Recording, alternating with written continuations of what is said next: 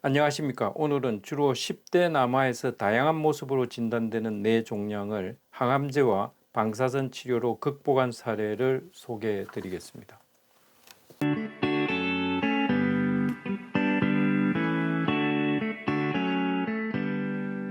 첫 번째 환자입니다.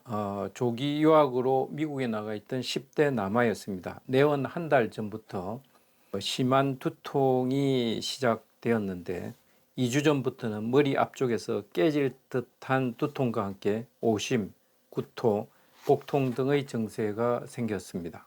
환자는 한국으로 귀국해서 병원을 방문하였습니다.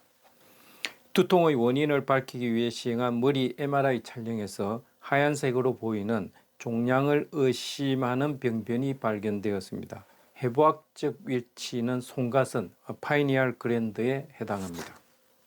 확진을 위해서 신경외과에 의뢰해서 조직검사를 시행한 결과 생식세포종으로 진단되었습니다. 또 혈액검사에서도 생식세포종에 부합되는 종양표지자 HCG가 20.7로 정상인에 비해 상승된 소견을 보였습니다.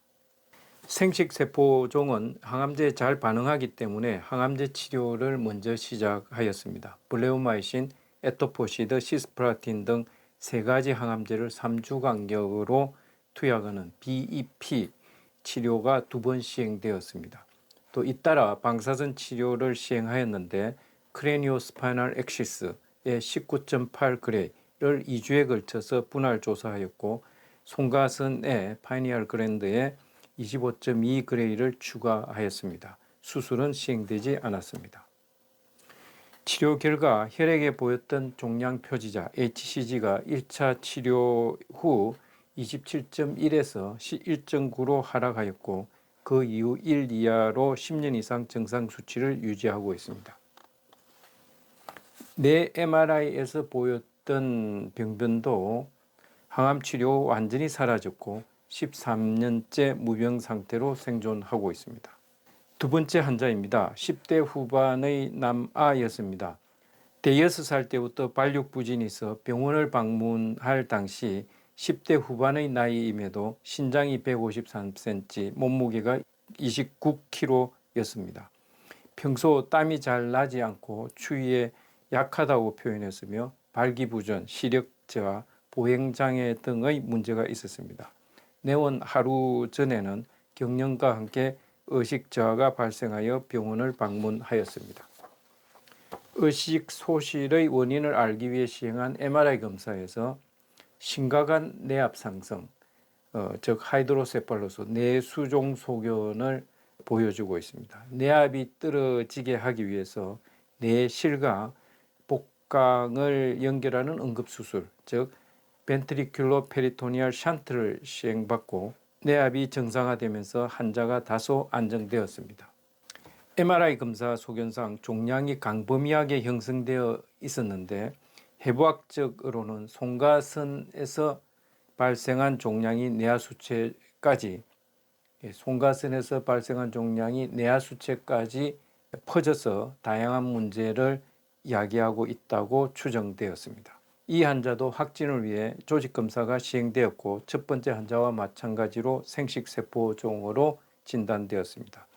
첫 번째 환자보다 종양이 진행된 상태에서 발견되어 혈액에서 인지되는 종양 표지자 HCG 수치가 426으로 높게 상승되어 있었습니다.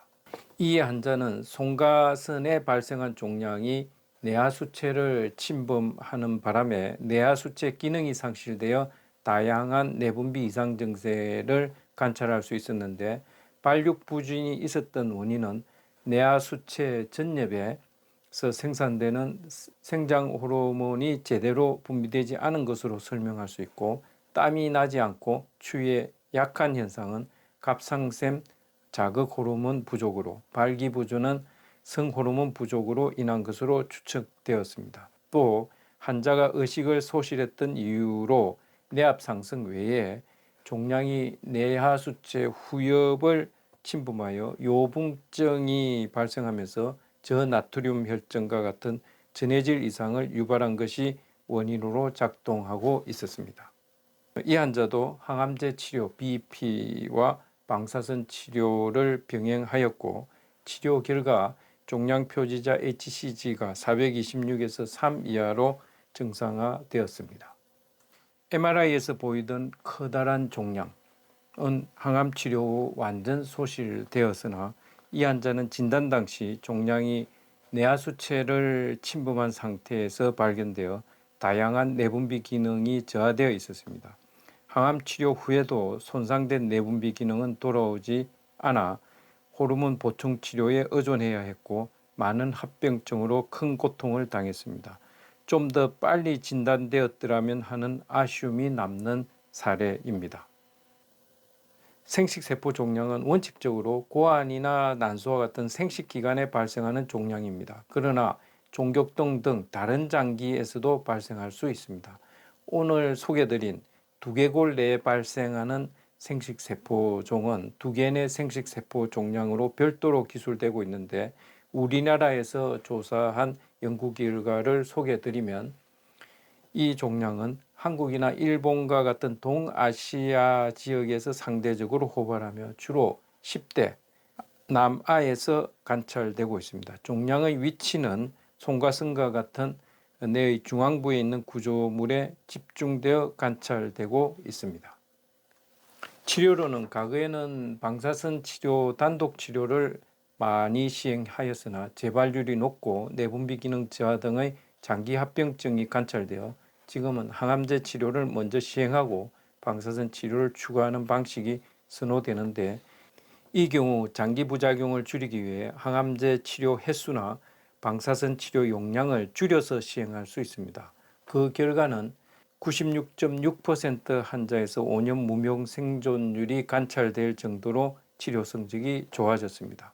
오늘은 적절한 항암 치료를 받을 경우 완치 가능성을 보여주는 사례로 두개골 내에 발생하는 생식세포 종양을 소개해 드렸습니다.